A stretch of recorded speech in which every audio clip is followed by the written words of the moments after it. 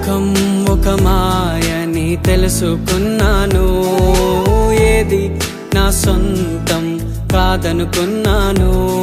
ఈ లోకం ఒక మాయని తెలుసుకున్నాను, ఏది నా సొంతం కాదనుకున్నాను. తప్పిపోయిన కుమారుని నేనైతే, నా కొరకై నిరీక్షించే తండ్రి నా